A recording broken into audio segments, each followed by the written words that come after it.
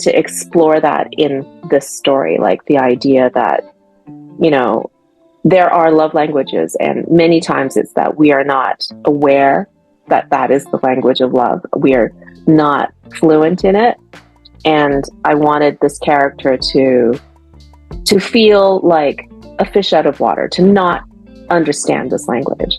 And all of the themes that come around that are very much about misunderstanding love language and not hearing it.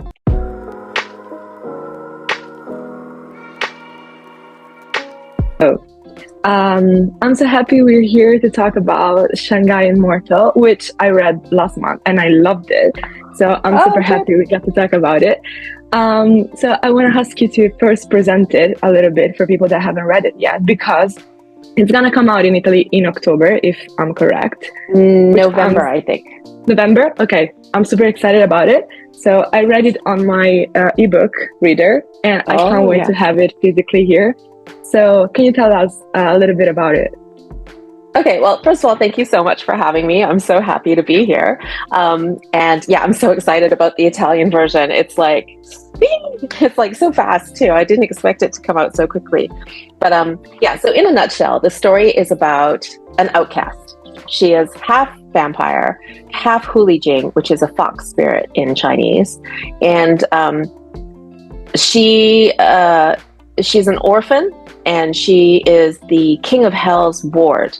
And that comes from like some bad backstory. You know, her family, the Hulijing court, didn't want her because they felt that because she is of dual heritage, they felt that was, they didn't like that. So they got rid of her. They basically kicked her out. And she's got a lot of issues. She's got a lot of childhood trauma that affects how she, like, you know, her daily activities and choices and decisions. And the whole story is basically about her trying to come to terms with who she is and to accept herself as she is.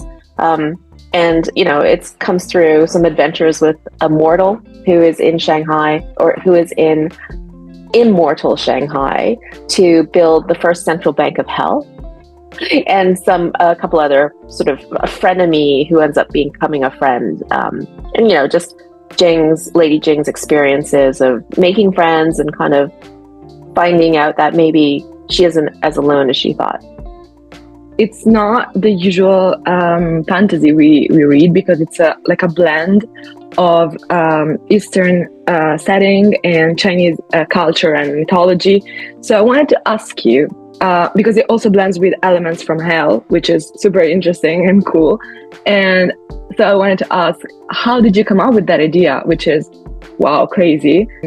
Did you find elements to put inside this fantasy novel, but also with mythology? How did you blend it? So a lot of the elements that are in there are stuff that I really like. So I like a lot of irreverence. Like, I think this is my Canadian side. I don't know if you know, Four on the Floor, Kids in the Hall. Anyway, these are like Canadian comedy troupes, and there's a real undercurrent of irreverence and slightly kooky humor there. A little dark, but a little kooky. And so that's something that I really wanted to pull into the novel. I really like urban fantasy myself. It's a genre that I really enjoy reading, and I wanted to have something a little bit like that. So basically, I kind of took elements of all these things that speak to me, that make me smile and make me laugh, and put them together in this book. And I'm just really pleased that it's resonated with so many people, you know, because I'm always like, oh, my humor is like really strange. Nobody's going to get it. No one's going to like it.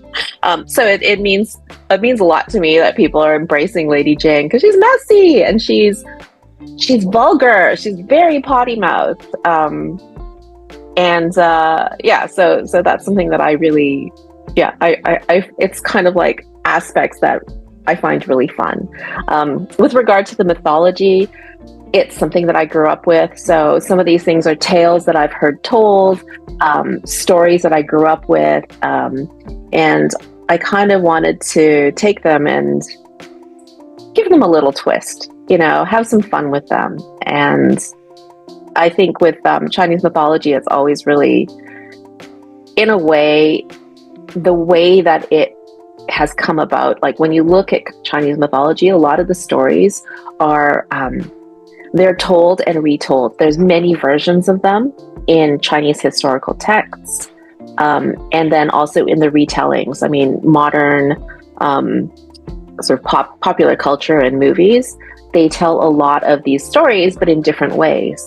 So I just kind of built on that and was like, okay, you know what? I think it'll be really fun to have the two guardians of hell, who are bullhead and horseface, and they're, you know, in a lot of the illustrations and stories, they're quite scary. You know, they're these big scary demons, but actually in my story they're not. Like, they are, but they have a soft side to them, which I really enjoyed writing, you know, putting in characteristics that kind of are relatable. Like, everybody has a horsey in their life, that kind of naggy auntie type character who's like, wait, you're not sitting, knees together, don't sit like that, eat properly, you know, do ladies still, you know, don't slurp, you know, stuff like that. And I think it's really, I don't know, I just really enjoyed doing that.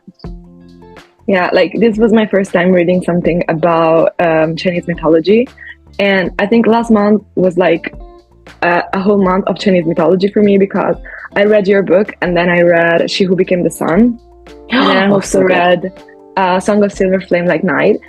And I feel like a lot of elements were like recurring, and I was like, oh, I remember this from the like your book, and I was like, oh wow, I'm starting to like connect the dots and everything. And so I was wondering, because this is something recurring as well. So why is a fox spirit so like hated by everyone? Like, is it something like I don't understand. So generally, I mean, like, you see them in Japanese mythology and Korean mythology as well. But I'm going to speak specifically to Chinese mythology. Fox spirits have kind of two aspects to them, and the one that is kind of misogynistic is the one where they're like a succubus. They're the femme fatale, and they're luring men to their deaths, or just tricking men for their own agendas. And then there's another aspect of them, which is with cultivation mythology, where as if you cultivate your soul, you can become a higher being.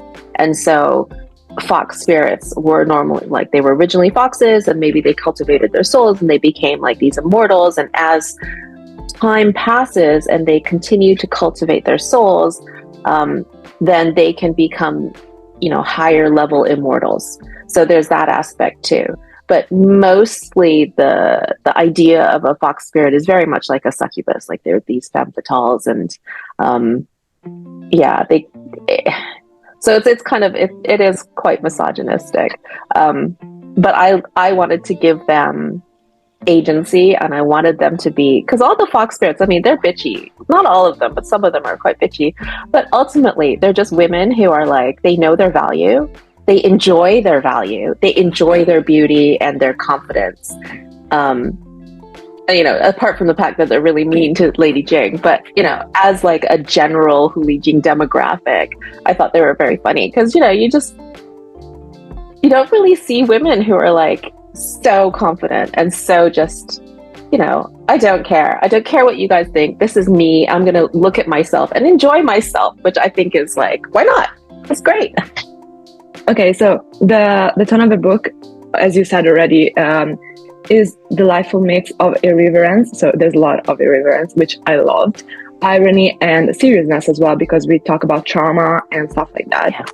So how did you balance it all together? Because it's like some parts of the book are really funny and some parts are really like serious and so on. So how did you balance that? I think I wanted something that was light, and, you know, I wrote it during pandemic, so at the time it was quite a heavy, anxious period, and so I really needed that irreverence and the humor and the silliness. But I also was I think this must have seeped in because of everything that was happening. I also didn't want it to be a complete fluffy romp, like, to have more depth than that. And so I also made sure that there were the world building had elements of the real Shanghai of the time, which was a treaty port and which was carved into many foreign concessions. So actually, the power at the time was with foreigners. Imperialism and colonialism. There was the Japanese imperial aggression that was happening, that was building into the Sino-Japanese War. The Opium War effects and its lasting legacy on the Chinese people, and just how Chinese people at the time were seen vis-a-vis all of the other colonial powers. So that was really important to me to have reflected in the story, but the balance is really hard. And, I was really lucky. I have a great editor at Hotterscape, and my agent also, made sure to read through it. And also, like, for me, I also was reading it to make sure that it wasn't too dark, but it wasn't too silly. So, it's kind of like, I think those light and dark aspects really balance out in a way, like they balance each other so that, you have a little more depth to the lightness, but also a little levity to the darkness. Yeah. Let's talk a little bit about Lady Jing. So she's the main character, and she's a strong-willed female. Also, she's a mixture of a vampire and a fox spirit, right? So that was really interesting. But she also has a lot of trauma, and she often behaves like a little bit childish as well. I think it's due to her trauma as well. Mm-hmm. And as you said, she is the word of the Lord of Hell. She often disobeys his commands. Can you tell us a little bit about her past, which is super mysterious, and a little bit about her so we can get to know her? So yeah, you're right. She's completely, she has a big chip on her shoulder. So she's grown up thinking that nobody's wanted her.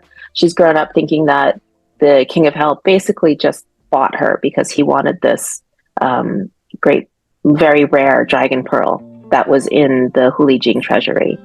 And, her background is she is vampire, which is Western, so foreigner, like a foreigner for the Chinese, and Hulijing, which is, part of the Chinese pantheon. And I really wanted her to have that duality, a dual heritage, because to me it was very much a straddling of different cultures and trying to blend those, and what a lot of diaspora have a difficulty reconciling within themselves sometimes.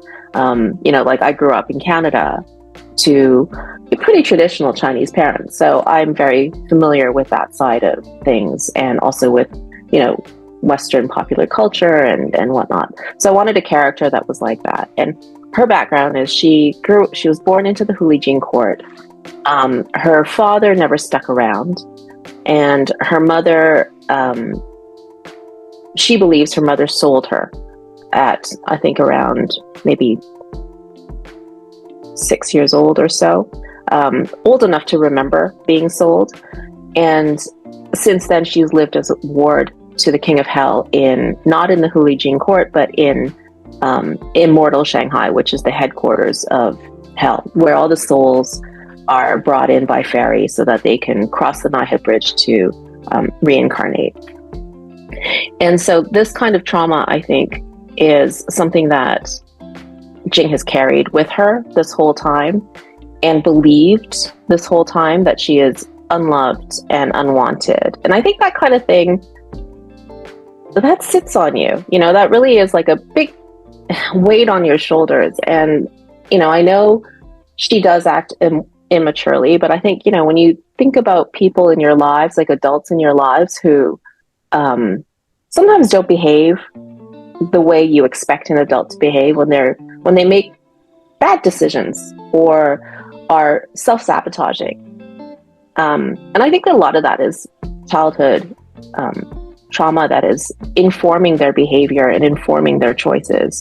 And it isn't until you can actually face those things that to actually be aware of them and to face them. It's only when you can do that you can actually move forward from them and sort of grow a little bit more.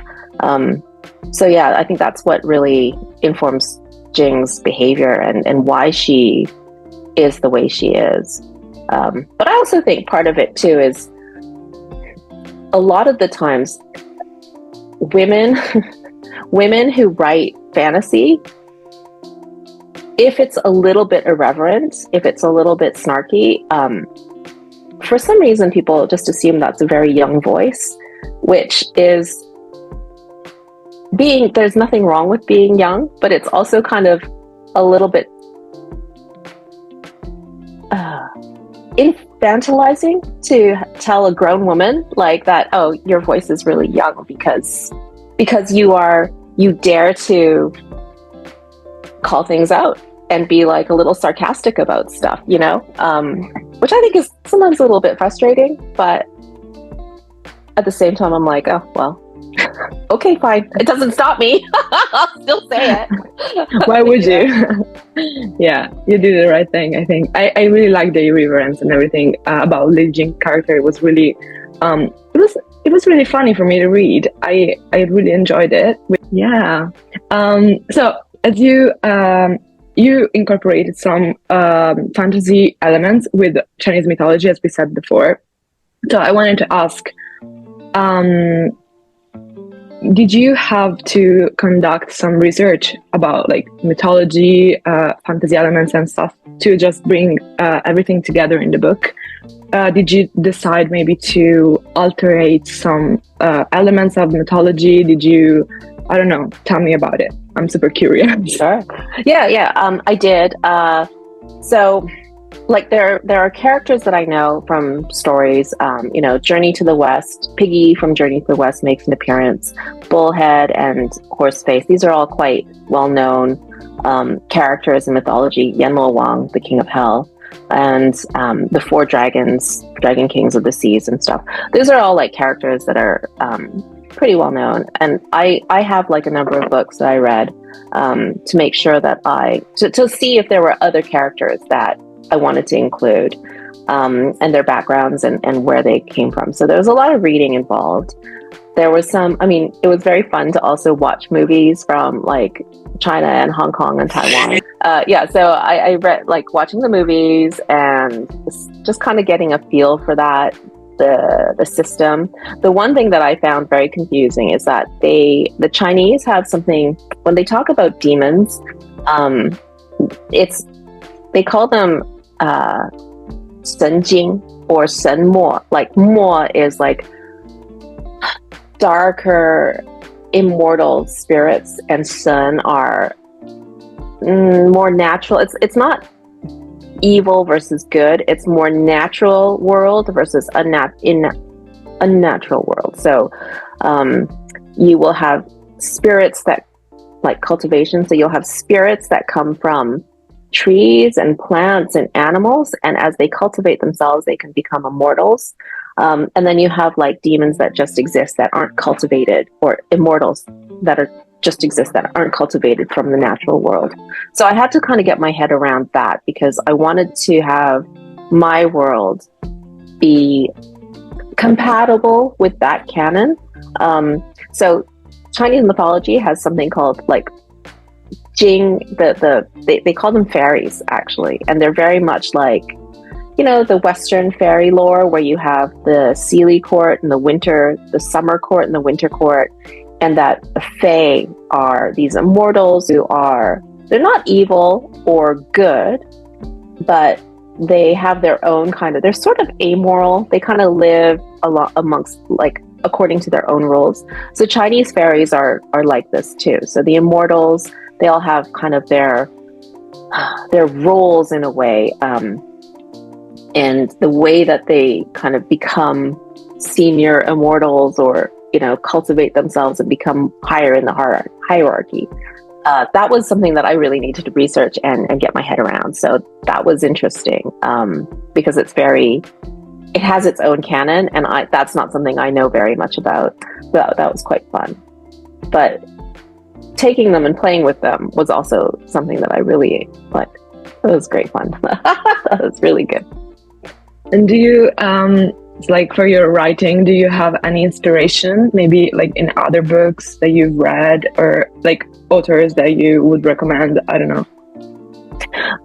Yeah, part of what I think I found very inspiring was over the last 10 years, I was able to see many diaspora authors who took elements of traditional Chinese genres and tropes and made them their own. Like Fonda Lee with her Jade, what's it called? The Jade City, Jade Wars, and Jade. I can't remember what the last of the trilogy is called. But that's kind of like she took wuxia, like the idea of traditional Chinese honor and kind of gangs, and mashed it up with Godfather and created this amazing world where you have like these very specific set of honor codes amongst different groups of people, and created a book that is clearly diaspora but so unique and fresh. And then Su Lin Tan with her Daughter of the Moon Goddess series, where she takes not the moon goddess, who is very famous, but the daughter of the moon goddess, which is, I think, her own creation, and wove a story around that. Who else? Oh yeah, and of course, Shirin Jade Zhao, their Iron Widow, and I think it's Heavenly Tyrant is book 2. The fact that they basically took ancient China, made it futuristic, and then put in Mecca as well, and just created the story. I found those things so inspiring because they are just showing us that, oh, you can take all these disparate elements that don't on the face of it look like they go together, but if you can tell a story that pleases you and is of your own kind of authentic to yourself, then maybe there'll be people who will enjoy it too. And I found those books, they're not exactly like mine, but the spirit, I think, is similar in that they are following stories in their minds that are from their lived experience, but tailored in a certain way to their vision, to their artistic vision, which I thought was, yeah, very, very inspiring. I think who else? Andrea Stewart with her Bone Shard Daughter. I think I'm terrible with the names of trilogies. I'm sorry. Bone Shard Daughter, Bone Shard Emperor, and I can't remember what the third one's called. That one's, yeah, that is really good too. So yeah, all of those just, yeah, I found very inspiring. And then there's lots coming up too. Like Mermaids, Eliza Chan's Fathom Folk is coming out. Oh gosh, so many. I can't. Oh, Rosalie Lin, Daughter of Calamity, which is also set in 1930s Shanghai. It's different. It's in the same period as mine, and it does deal with gods and demons, but it has a much more noir feel to it, and sort of there's a mystery, and it's a little bit darker and grittier. So those are all very. I just love that. It makes me really excited that I love these how books are coming out. Yeah, I love how a lot of new books, and also like in the last few years we have a lot of Chinese themed books, like mythology and so on, culture as well, which I love because like it's like, for me it's something that I always thought was so far away from me, but like I actually enjoy reading about it a lot, and it teaches me a lot of things that I didn't know even existed, which is so fun, and I love it. So I hope we have a lot of more authors coming up with new books about it. I wanted to discuss a little bit about Jing's relationship and partnership with the immortal Tony in your book, which I think it's an important like relationship that also helps Jing evolve and grow. So can you explain a little bit about it? Yes. Okay. So Tony's a favorite of mine. He's basically, they're the grumpy sunshine pairing, except for it's usually the guy is the grumpy one and the girl is the sunshine cutesy girl who like melts the grumpy man's heart, where I flip that and make Jing the grumpy one, and Tony's kind of like the sunshine and sweetness. He's kind of, I really wanted to have a character who represented a different aspect of masculinity to your traditional Western trope. You know, I think he's been described as a cinnamon roll, which is kind of true, but he's also very traditionally Chinese. Like, he's low key, He's kind of academic, a tiny bit nerdy, but also quite, you know, he's got a very strong moral compass. So he's kind of like the broody, silent type, except he's not really broody. But yeah, so he came into as a direct foil to Lady Jing. So she has her plans. She wants to do all these things. She doesn't have a very strong moral compass. Like, she is more about the end justifies the means, whereas Tony is very much not like that. So he challenges her on that front, and he also challenges her own her own views of herself. Like, she says she thinks she has no friends, and while he's talking with her, he's kind of like, so you play cards with this person, like Lady G? Yeah. And Jing's like, yeah, I play cards with her. How often do you play cards with her? Oh, almost every night. And then he's like, so you play cards with this Lady G every night? And Lady Jing's like, yes. And how many hours? Oh, like 6 hours at a go. So he's like, okay, so you play every night for many hours with this person. You don't think she's your friend? No, she hates me. I hate her. And it's kind of like, I think Jing has never had somebody speak plain with her and be like, this doesn't make sense. Look, what are you doing? So I think it's, it's like the friend that you always need to just kind of give yourself a reframing to kind of like, let's look at this from a different perspective, step outside yourself. And I think that's something that he's very good at. And also as a kind of, he represents a lot of things that she has never really had in life, like the idea that somebody would, or that she thinks she doesn't have in life, that somebody would sacrifice themselves for you, that you would care for somebody so much that you would put yourself or them before yourself. And I think that is something really strange for Jing, because she's never had people obviously do that for her. And she's never seen it modeled, really. So in a way, he's kind of like her, like she has many mentors in a way, in the story, people who model behaviors for her that she doesn't really have firsthand experience with. And I think it's really good, because that's how you grow. You experience different things. And Tony is definitely someone that pushes beyond her current circumstances and forces her to do things outside her comfort zone. And it's really great because there's a romance there. And, for the first time, she kind of has this opportunity to, experience some tenderness with someone, a little bit of romance. And, of course, there's like, it sort of falls apart at one point, because of course it does, it has to. But I think it's all good. Those are all good experiences for her to discover, more depths to herself, that she's capable of more than she thinks. Yeah, I think while I was reading it, I was having like an emotional roller coaster. I was like planning, because in my head, I was like, okay, yeah, for the first half of the book, everything's fine. Like, she's just going on this adventure and everything's fine. But then you start like developing her trauma, like explaining everything that happens in her mind, and also the relationship and partnership with Tony, which also made me cry at some point. It's like, yes, that's the best. Yeah, I love suffering. So I think a lot of things happen in the book, and we get to discover like different parts of the character as well, which are super interesting, and it gives depth.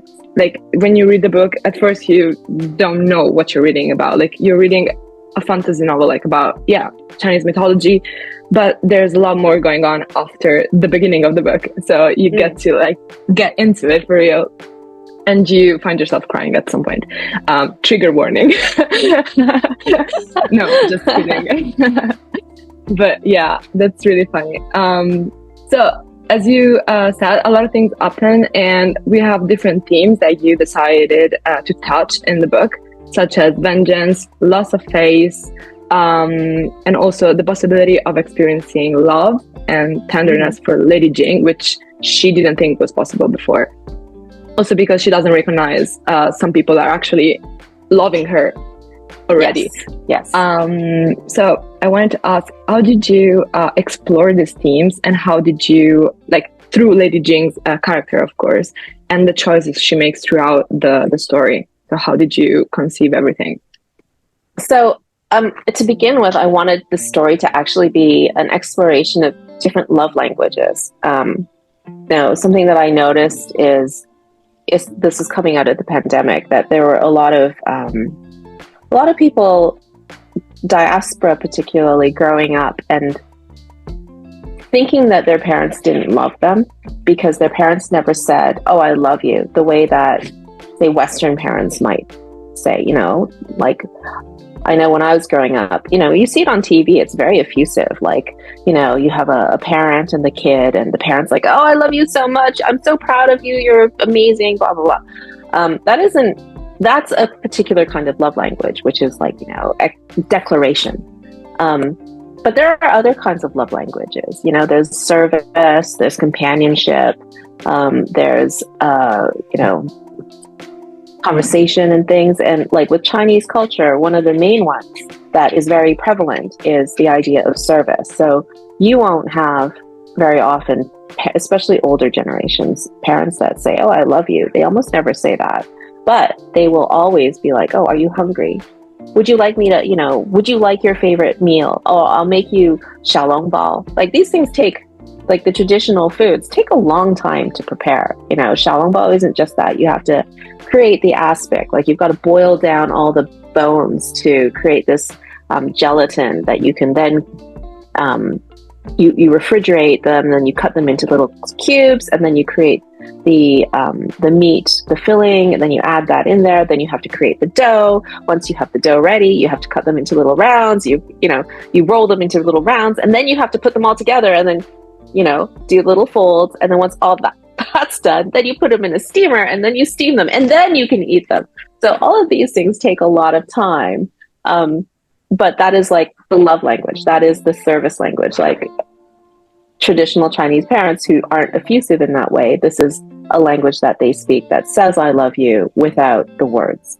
And I wanted to explore that in this story, like the idea that, there are love languages, and many times it's that we are not aware that that is the language of love. We are not fluent in it.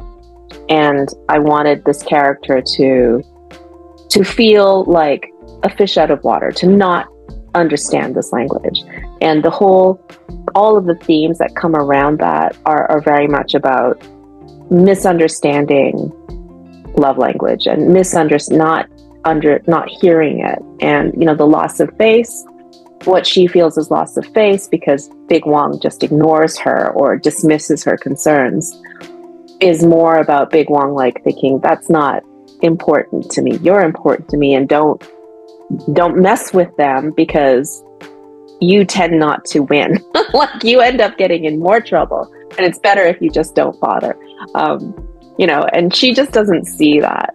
There's also, and these various kinds of love. I mean, Tony himself, he has many kinds of different love languages and how he expresses it. And with Lady Jing, one of my favorite relationships is Lady G and Lady Jing, and how their friendship develops, because it's not super saccharine. If it gets too saccharine, then it's like you revert back to insults to each other to balance that, to get back to your, like, the two of them insult each other. But it's almost like siblings, where you insult each other because you like each other.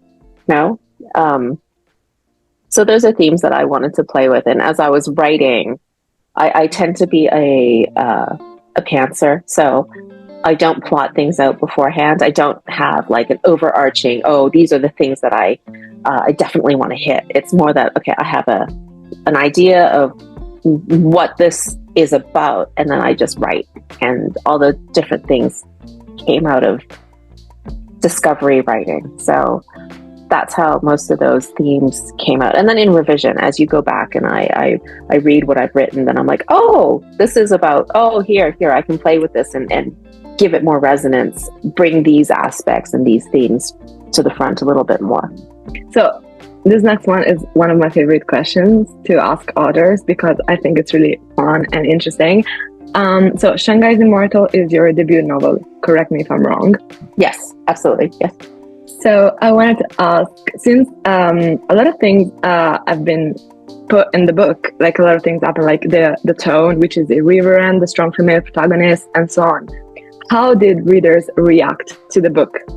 People that have read already, maybe they have left a review, or maybe you received like memorable reactions and fun stuff.